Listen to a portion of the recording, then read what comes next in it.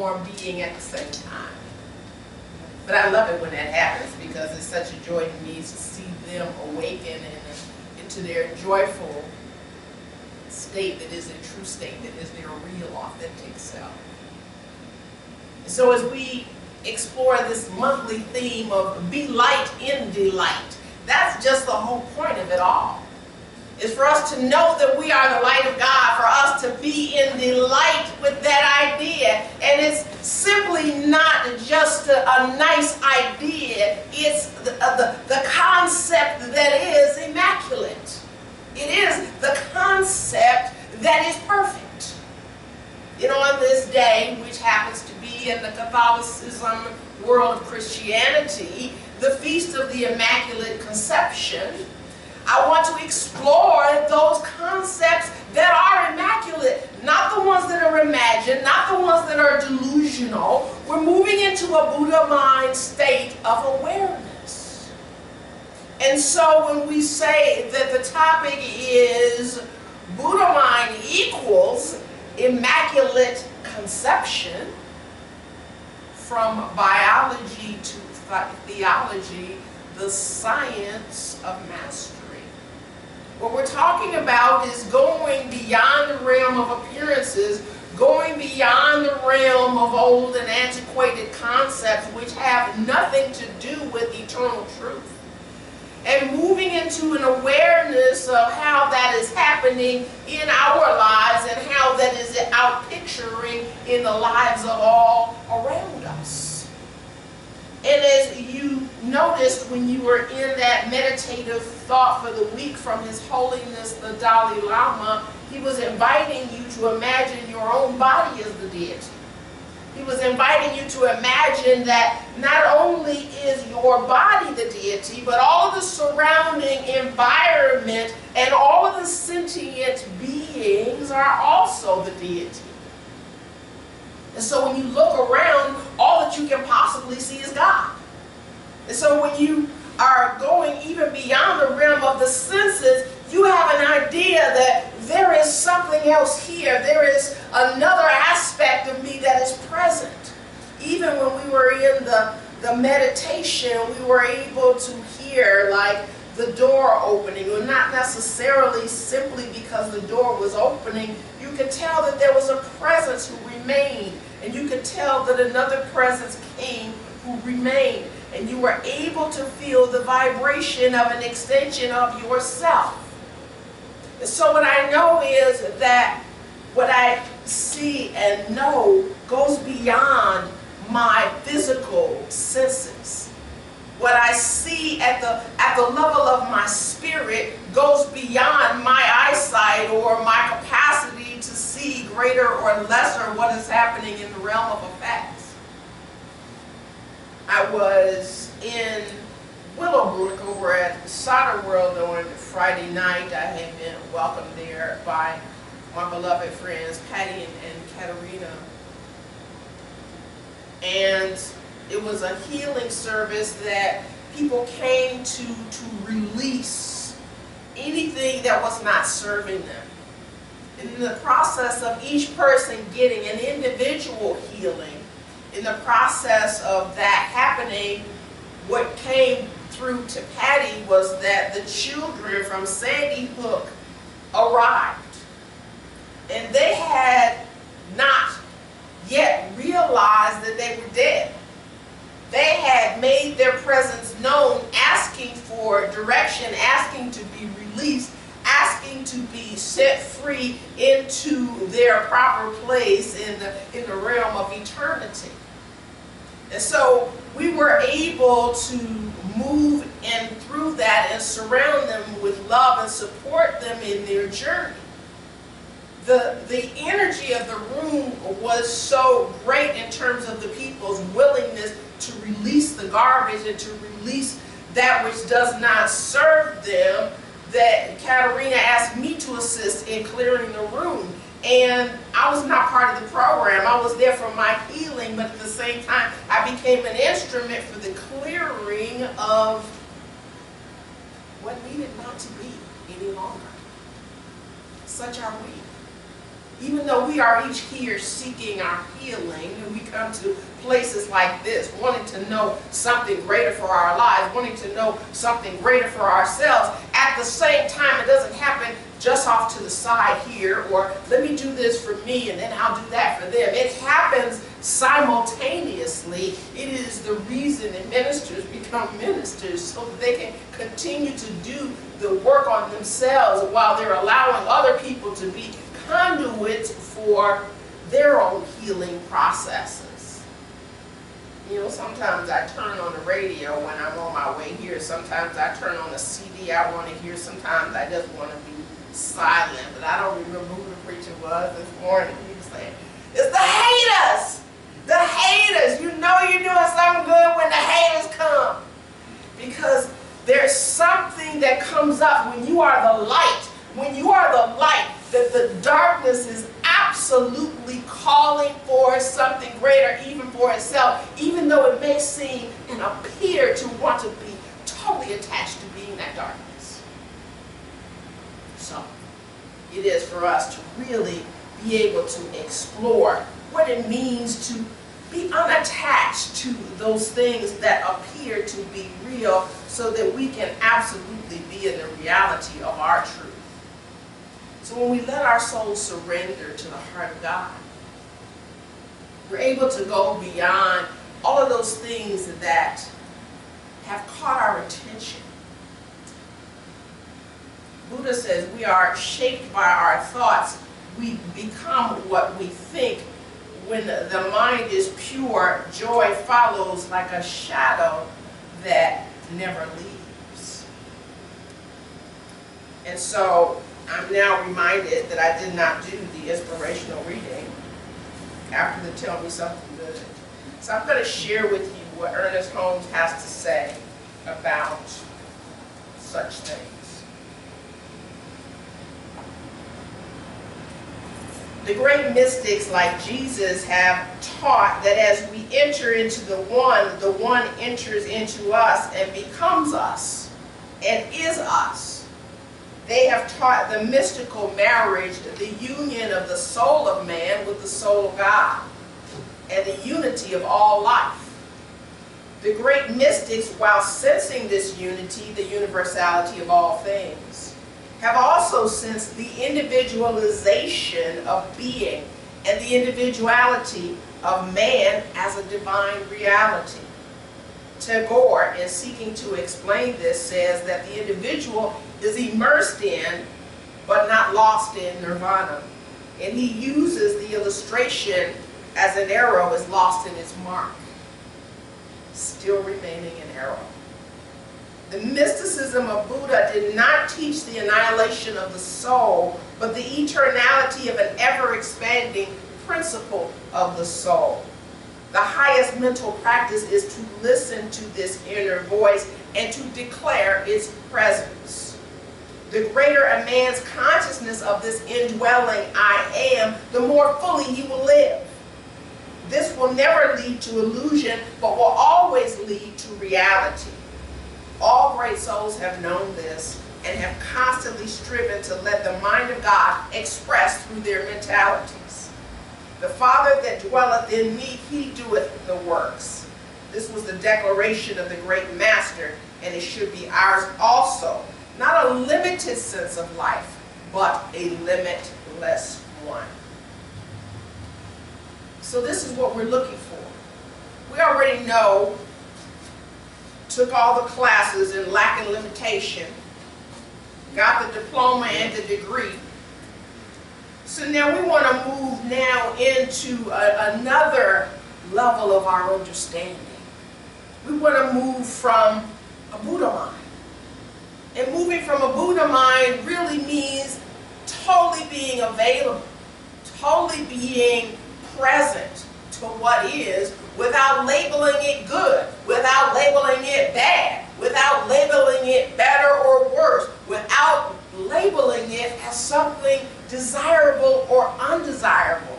Because when you get into the territory of that which is desired, then it is time for you to know that you need to really, really, really be able to release that desire, because it's going to be something that is leading you to your suffering.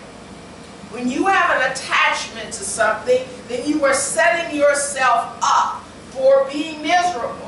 When you have an expectation for something to be a certain way, someone to look a certain way, whether it means the time that you sell your house expediently or the time that you find your divine right mate expediently, whatever those things that might be that you're attached to having in a certain time frame, then you have to know that you are now setting yourself up for a level of disappointment, for a level of despair.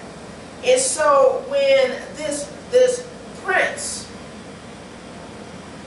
who chose to move beyond the realm of everything that he could ever think that he wanted, because he happened to go out one day and be able to see that there is something called illness, there is something called old age, there is something called death, there are things that people are experiencing and that do not look like the world that I've been living in. He was sheltered from all of these things and began to realize that these things were happening outside of the realm of what appeared on the physical reality to be nirvana, but at the same time, at the level of his soul, he was craving something more. He was desiring a greater fulfillment of his essence. And so as he embarked on this journey, he let himself be in the stillness. He let himself be immersed even in the thoughts and ideas about the suffering that was appearing to be around him. He let himself be totally present to what was without attaching any meaning to it, but absolutely knowing that he was choosing to be an instrument for the healing of his heart that so cried for those who were suffering at the same time, so cried for himself not being able to identify or be able to restore something that was perfect, that he knew at the level of his soul was meant to be. And so the Buddha mind is one that is totally beyond delusion. The Buddha mind is one that is totally beyond attachment. As I was sitting in the Rockefeller Chapel on Wednesday evening, I was sitting with Buddhists there, as had been my intention to do for a while, and had found myself in this dissertation that was being shared by the author who was chosen at that time, as he was saying something to the extent of really being aware that any idea of even being a Buddha is in itself totally off the point. Any idea of being something other than what you are is totally off the point.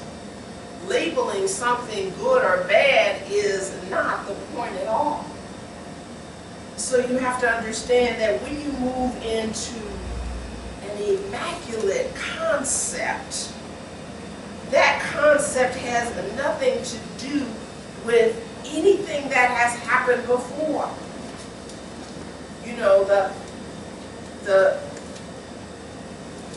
Bible has many different aspects of conception that's mentioned throughout it. So does the science of mind. But essentially, that means the state of a belief. And so when you're caught in the state of one belief, it's pretty hard for another belief to find its way in there, because it's pretty much a solid kind of thing. If it had a physical manifestation, it would probably even look like an iceberg of some kind. Because that's how staid we get in our beliefs, and that's how anything that runs into them seems to fall apart, rather than that belief falling apart. It's like even the Titanic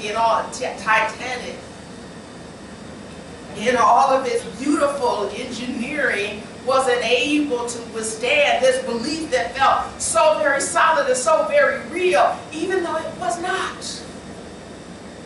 Because what had been feared became a reality. And so that is how we can allow ourselves to know that we don't have to choose a thought to be substantial just because it came through our awareness. We don't have to choose it, that belief, simply because it's what we believed in before.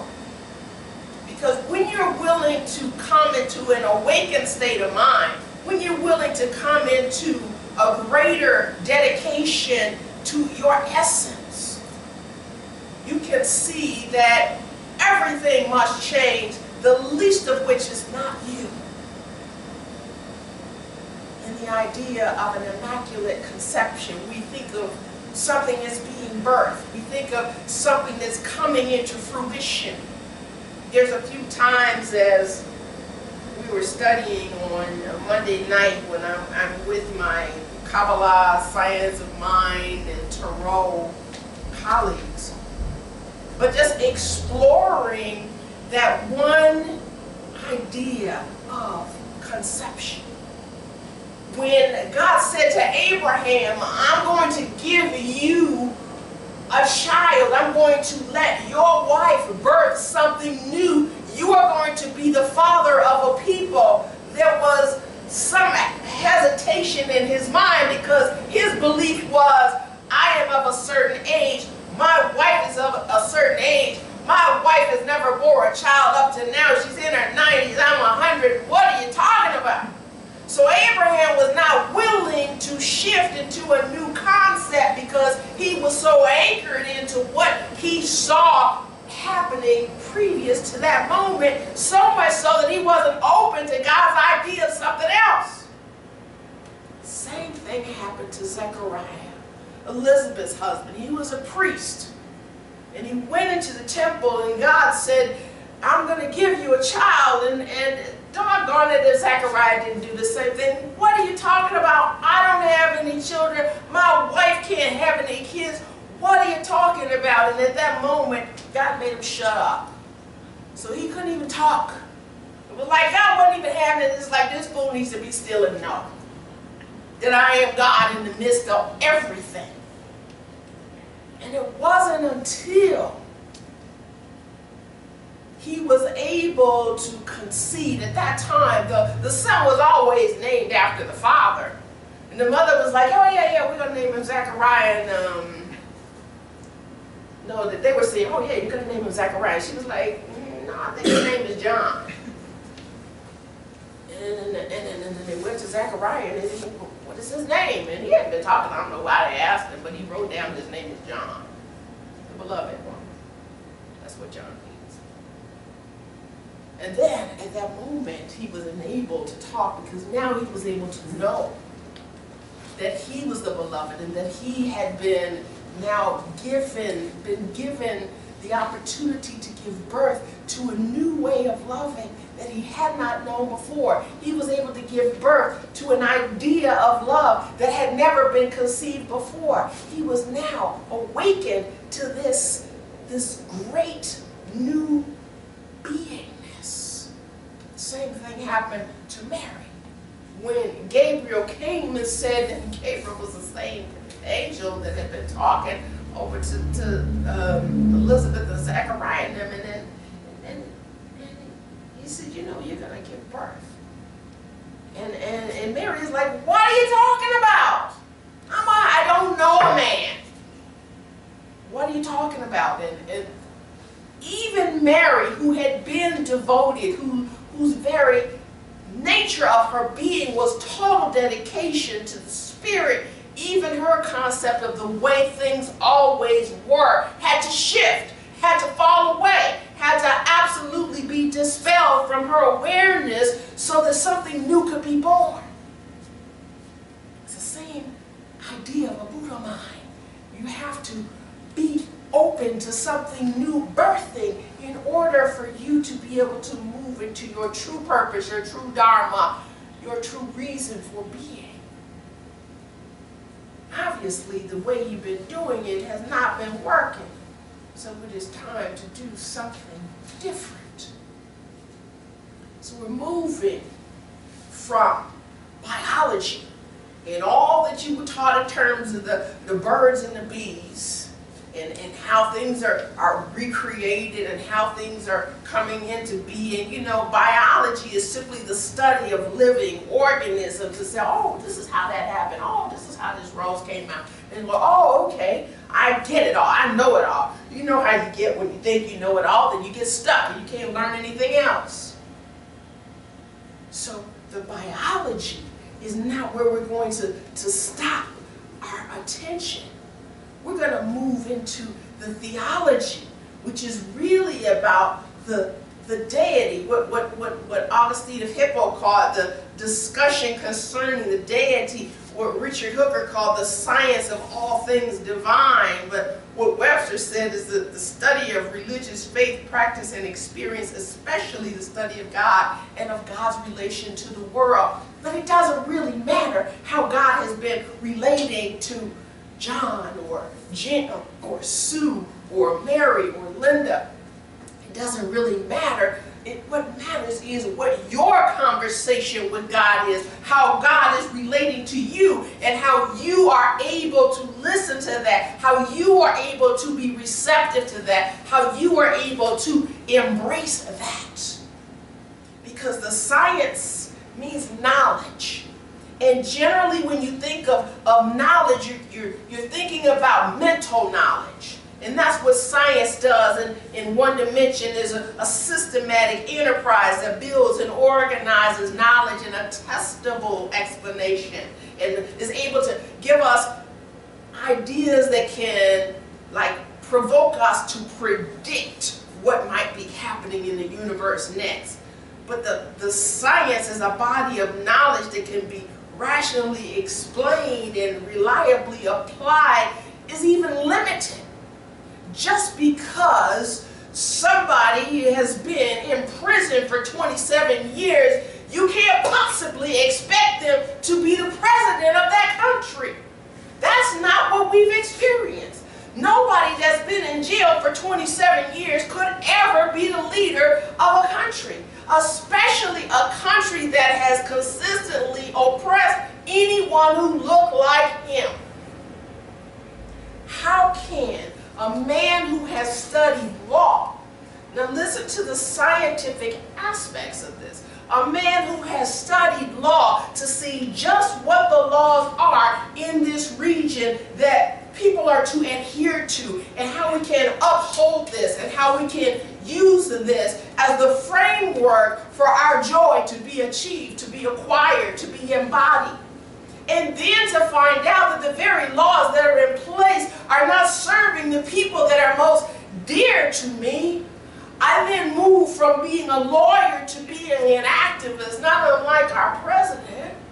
But I move into a way that makes me feel as though I am being part of the process, I am being part of the solution.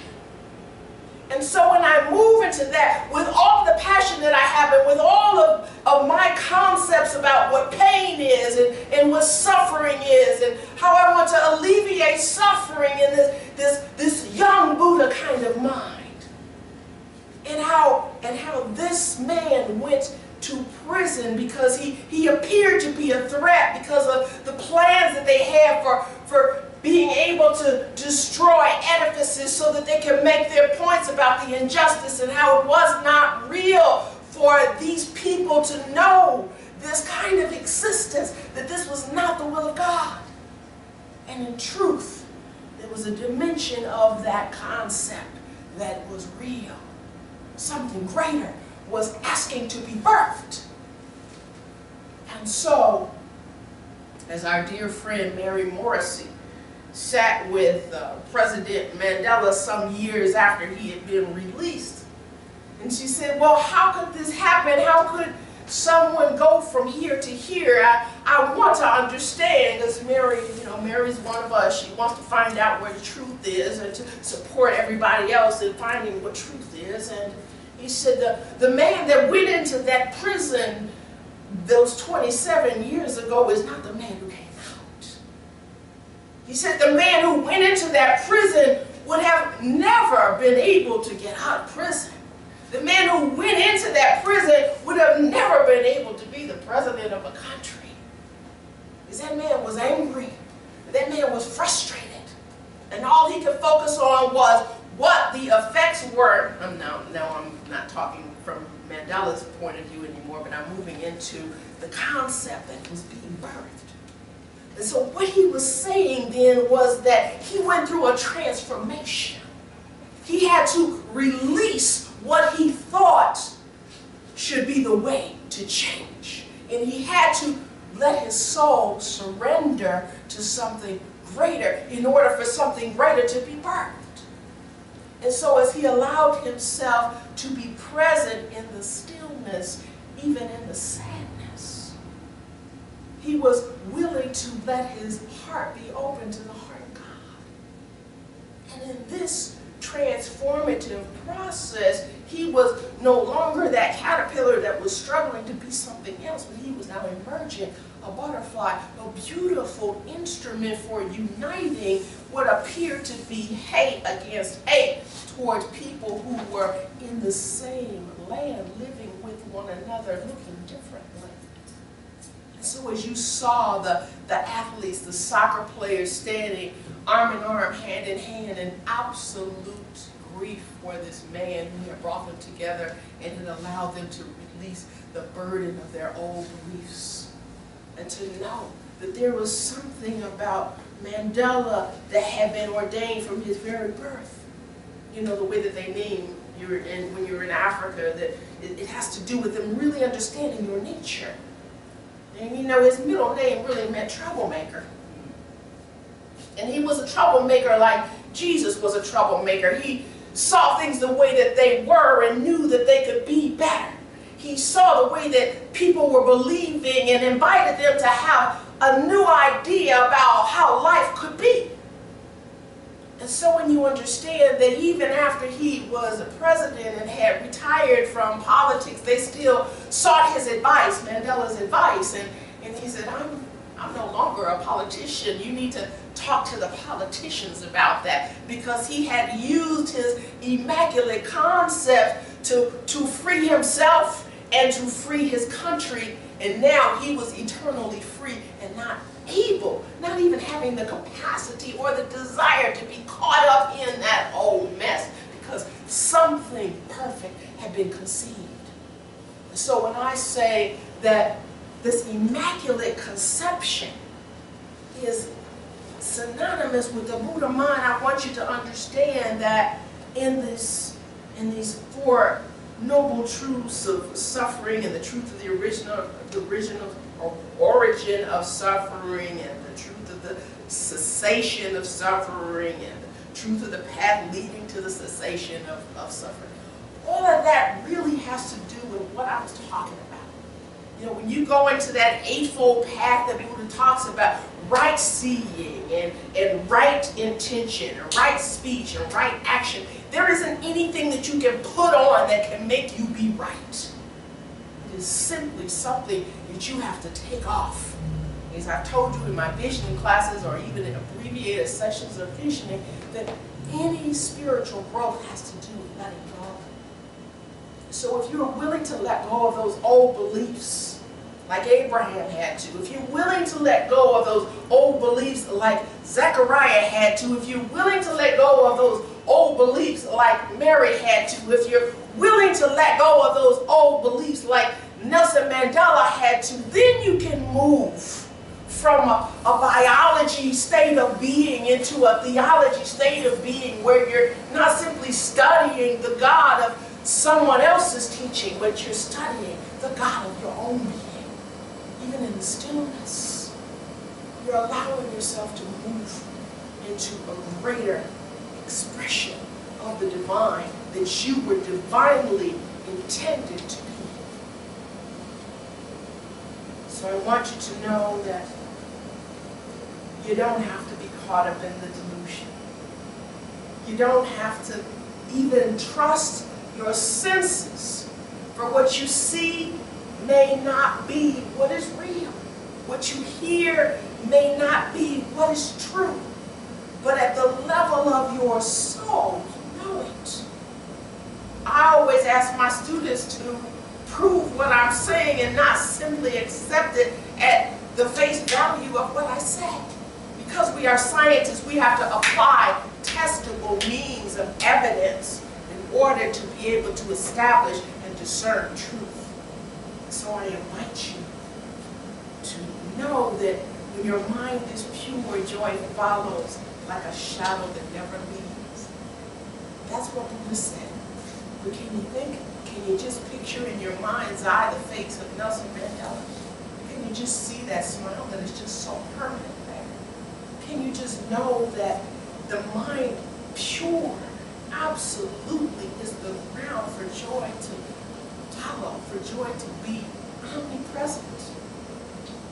And so I invite you to go ahead and ignite that light within you.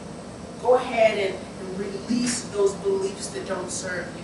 Be willing to take experiments with your life that bring you into an alignment and an absolute embodiment of what it means to be the light, to enjoy your journey, not only into joy, but with joy in bliss. Namaste. Namaste.